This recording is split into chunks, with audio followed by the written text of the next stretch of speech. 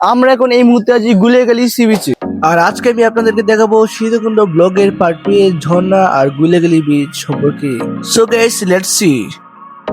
Guys, এই ভিডিওর শুরুতে আমরা প্রথমে যাচ্ছি বরিডাল ন্যাশনাল পার্ক এর সহস্রধারা ঝর্ণাতে। এই ঝর্ণায় যেতে আমাদের 6 জনের খরচ পড়েছে 300 টাকা। আর গাইস, এই ঝর্ণায় যাওয়ার পথটা ছিল আসলেই অনেক সুন্দর, চারদিক পাহাড়ে ঘিরে ছিল এই পথটা।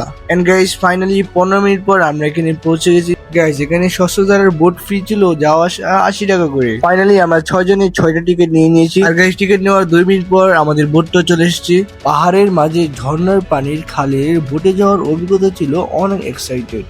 আর এই ভ্রমণটা ছিল অনেক রোমাঞ্চকর। সত্যি বলতে এই মুহূর্তটা আমার বাসায় প্রকাশ করার মতো না।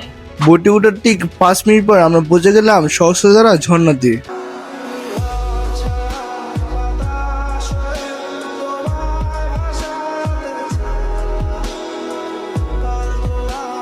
গাইস, ঝর্ণা খার না ভালো লাগে, ঝর্ণা আমাদের দেয় অপরূপ সৌন্দর্য এবং স্নিগ্ধতা। আর গাইস, আল্লাহ তাআলা সৃষ্টি এই ঝর্ণাতে এসে যেন তার মনকে পরিপূর্ণভাবে ঢেলে দিতে চাই।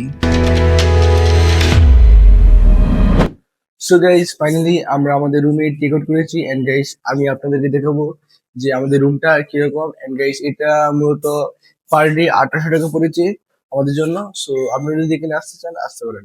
এটার নাম হোটেল রিল্যাক্স। সো চলেন।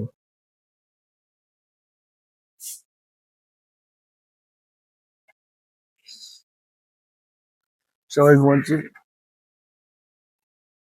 গাইস, দেখতে পাচ্ছেন এই রুমটা। গাইস, ডাবল বেডের রুম দুইটা, একটা এখানে আছে আর একটা এখানে আছে।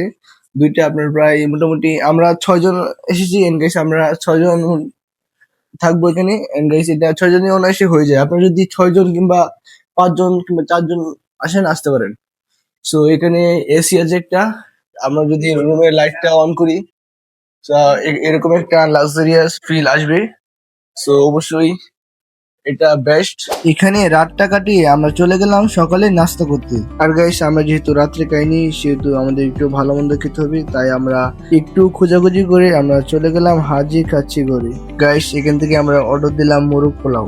এখানে এসে আমরা 4 থেকে 5 মিনিট অপেক্ষা করলাম। আর গাইস, এখানে ওদের ভাই খুব খিদা লেগেছে ওদের, কারণ রাত্রে থেকে কিছু খাই নাই। তাই ফাইনালি গাইস, 6 থেকে 7 মিনিট অপেক্ষা করার পর আমাদের খাবারটা এখানে চলে এসেছে। বুঝতে তো পারছেন, যেহেতু ক্ষুধার পেট সেহেতু আমরা আমাদের খাবারটা তৃপ্তি সহকারে গ্রহণ করলাম। তারপর আর ভিডিও করতে পারলাম না। সোজা গুলিয়াখালী বিচের আগে আমরা আমাদের ভিডিওটা স্টার্ট করলাম। এখান থেকে আপনারা গুলিয়াখালী বিচে বোটে করে যেতে পারবেন, যেহেতু আমাদের বাজেট কম সেহেতু আমরা হেঁটে যাচ্ছি। আর গাইস, বোটে করে যেতে হলে আপনাদেরকে অবশ্যই 50 টাকা দিতে হবে। ফাইনালি আমরা গুলিয়াখালী বিচের প্রবেশ করতে চলে এসেছি। এই ফুলটা পের হলেই আমাদের গুলিয়াখালী বিচ। এখানে আমরা হাত পা ধুয়ে নিলাম, যেহেতু আমরা পায়ে হেঁটে এসেছি। তাই আপনারা গুলিয়াখালী বিচে প্রবেশের সময় সব থেকে বেশি যেটা থেকে অবাক হবেন সেটা হলো এই সবুজ মনোরম ঘাস দেখে। সত্যি এই গাছগুলো অন্য অন্য জায়গা থেকে ডিফারেন্ট। এই গুলিয়াখালী বিচ সম্পর্কে তেমন একটা মানুষের ধারণা ছিল না, কিন্তু 2014 সালে কিছু স্টুডেন্ট এখানে আসে আর গাইস এটা ভিডিও করে। এন্ড গাইস, এটা ভিডিও করে ছেড়ে দেয়, তারপর হয়ে যায় বুম, মানে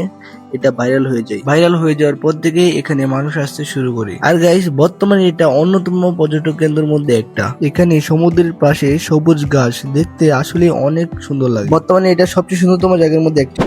বর্তমানে আমরা আছি গুলিয়াখালী সি বিচে। প্রাকৃতিক দিককে বিবেচনা করলে এই বিচটা সম্পূর্ণ আলাদা। আপনারা এই বিচের পশ্চিম দিকে তাকালে দেখতে পাবেন বিস্তীর্ণ জলরাশি, এবং পূর্ব দিকে তাকালে দেখতে পাবেন পাহাড়। এখানকার সৌন্দর্য ভাষায় প্রকাশ করার মতো না। আপনি যদি এখানে আসেন আপনি মুগ্ধ হতে বাধ্য হবেন, কারণ এখানকার যে বিস্তীর্ণ জলরাশি, এই জলরাশিটা আপনার মনকে স্নিগ্ধ করে দিবে। আর বিস্তীর্ণ জলরাশির পাশে সবুজ গালিচা আর সাথে কেওড়া গাছ আপনাকে আসলে একটা অন্যরকম একটা ফিল দিবে। এখানে আসলে আপনি বুঝতে পারবেন যে আল্লাহ তাআলার সৃষ্টি কি জিনিস। আসলেই আপনার মনটা একেবারে প্রশান্তিতে ভরে যাবে। এই সমুদ্রের বাতাস আর স্নিগ্ধতা আপনাকে দিবে আপনার মনকে অনন্য একটা প্রাফুল্য সৃষ্টি। আপনার যদি মন ভালো না থাকে আপনিও আসতে পারেন এই বিচে। গাইজ, সমুদ্র আর পাহাড় সীতাকুণ্ডকে দিয়েছে এক অন্যরকম দর্শনীয় স্থান। সো আপনি আপনার পরিবার পরিজনকে নিয়ে এখানে আসতে পারেন এবং ঘুরতে পারেন। এখানে আপনি একসাথে দুইটা প্লেস পাবেন, এক হলো পাহাড় এবং আরেক হলো সমুদ্র।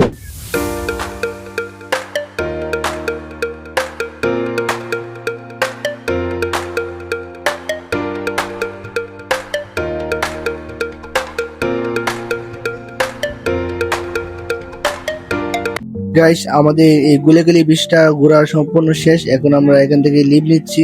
গাইস এখানে সবচেয়ে বেশি প্রবলেম হয় জোয়ার ভাটার সময় কাল একেবারে শুকিয়ে যায় আর সবাই এখান দিয়ে আসতে হয়, ফলে এখানে যাওয়ার পথে পাহাড়ে ওঠার মতো কষ্ট হয়। গাইস এখানে সবচেয়ে বেশি খারাপ লেগেছে সিএনজি সিন্ডিকেট দেখে। সিএনজি এখানে এত পরিমাণে সিন্ডিকেট করে মানে বলার মতো কোনো ভাষা নাই। সো গাইস এই জায়গাটা এত পরিমাণে সুন্দর, সোশ্যাল মিডিয়াতে ভাইরাল হবে না কেন? গাইস আপনারা দেখেন, আমি কিছু সিনেমাটিক শট নিয়েছি এই জায়গায়, আপনারা দেখে অবশ্যই কমেন্ট করে জানান যে এটা কেমন হয়েছে। क्योंकि तुम ही हो अब तुम